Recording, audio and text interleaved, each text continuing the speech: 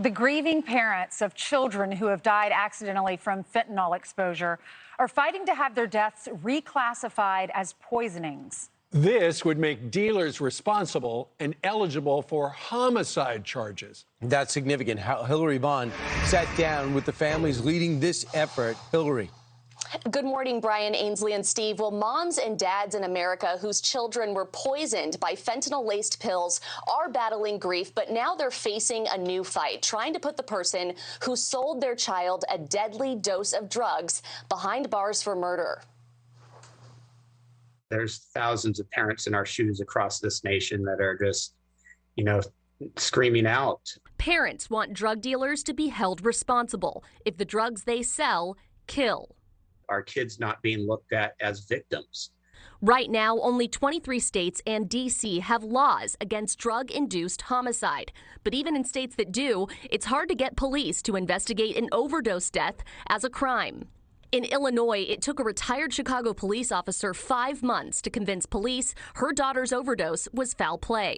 How are these other parents that don't have this background in law enforcement able to get some form of justice? For parents in states with softer drug laws like California, their options are limited. Convincing the feds to take their case might be their only hope. It ties the hands of the police. It ties the hands of the district attorneys.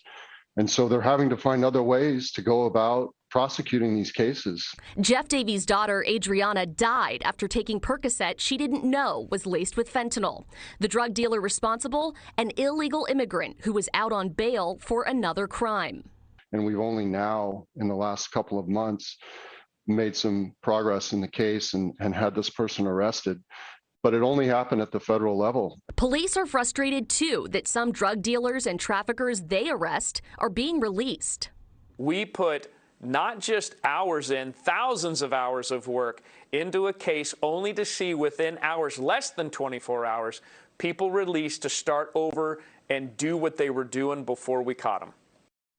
And parents also want prosecutors to do more to keep these people off the street once they've been caught, but some say they are dropping the ball. In San Francisco, the now recalled district attorney there failed to convict one person for selling fentanyl last year, even though the city had over 640 fentanyl overdoses in San Francisco. Steve, Ainsley, and Brian. That's a terrible record. Hillary, last week you told us about how many kids are buying stuff after they see it on social media.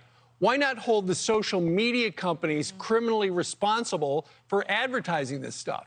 Yeah, and that's a big push, Steve. A lot of people say we need to repeal Section 230 because then that would not give these social media companies immunity from lawsuits. That would allow parents to sue these companies. They want to see that happen. Yeah, and a lot of these parents say, please say accidental, because when you just say overdose, it sounds like their child intentionally did this and basically right, or basically took a bottle of pills, and that's not what's happening here. Exactly.